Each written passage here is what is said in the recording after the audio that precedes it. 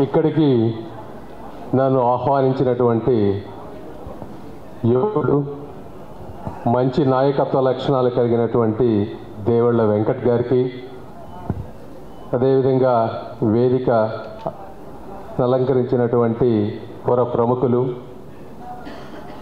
మరి పాత్రికేయులకు, ఎక్కడి నుంచో వచ్చినటువంటి యువ కెరటాలు, మన ఒడ్డెర సోదరులకి నా హృదయపూర్వక కృతజ్ఞతలు.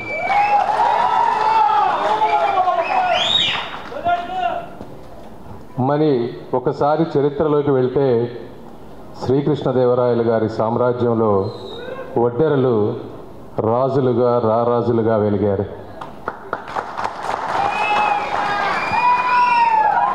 అదేవిధంగా ఒక ఇంజనీరింగ్ డిగ్రీ లేకపోయినా వారికి ఉన్నటువంటి స్కిల్స్తో ప్రతి ఒడ్డెర వ్యక్తి కూడా ఒక మైనింగ్ ఇంజనీరే.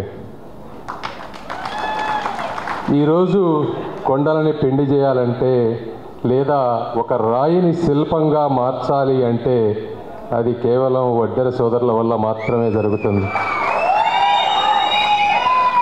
మరి అలాంటి ఒడ్డెరలు ఈ రోజున గ్రామ గ్రామానికి, లేకపోతే ఎక్కడ పని ఉంటే అక్కడికి వెళ్ళాల్సిన పరిస్థితి.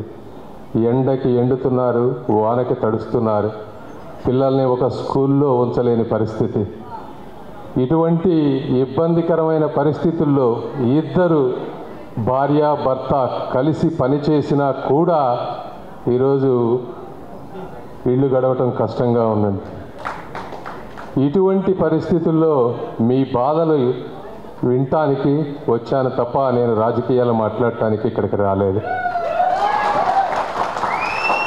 నేను చిన్ననాటి నుంచి ఒక గవర్నమెంట్ మున్సిపల్ స్కూల్లో చదువుకున్నాను. నేను పెరిగిన వాతావరణం, నా స్నేహితులు అందరూ కూడా బడుగు బలహీన వర్గాల ప్రజలు మాత్రమే. కాబట్టి వారి కష్టాలు నాకు తెలుసు. అదేవిధంగా తెలుగుదేశం పార్టీ మీరు ఆలోచిస్తే ఆ పార్టీ పుట్టిందే బడుగు బలహీన వర్గాల ప్రజల కోసం. తెలుగుదేశం పార్టీ ఎంతో చేసింది, అయితే ఇంకెంతో చేయాల్సిన అవసరం కూడా ఉంది.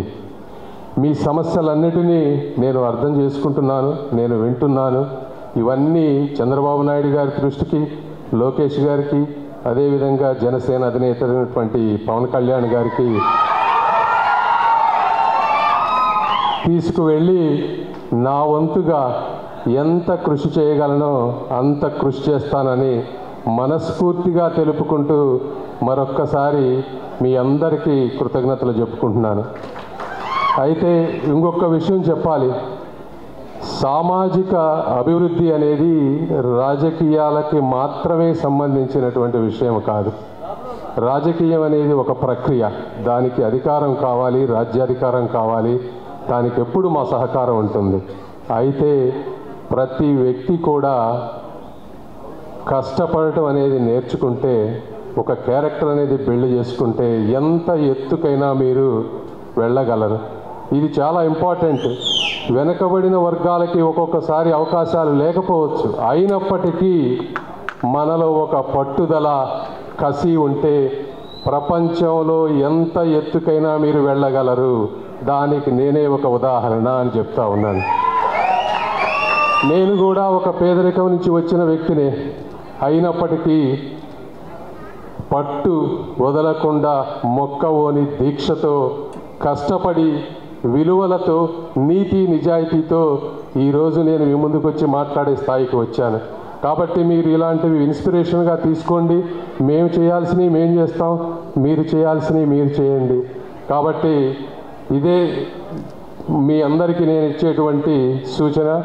మీరు ఏదైనా సరే కావాలంటే మా దగ్గరికి ఏ రోజైనా రావచ్చు. వెంకట్ గారికి చెప్పండి, మా వంతు సహాయం మేము ఎప్పుడూ చేస్తాం. కాబట్టి మరొక్కసారి అందరికీ కృతజ్ఞతలు తెలుపుకుంటూ సెలవు తీసుకుంటున్నాను. Thank you sir.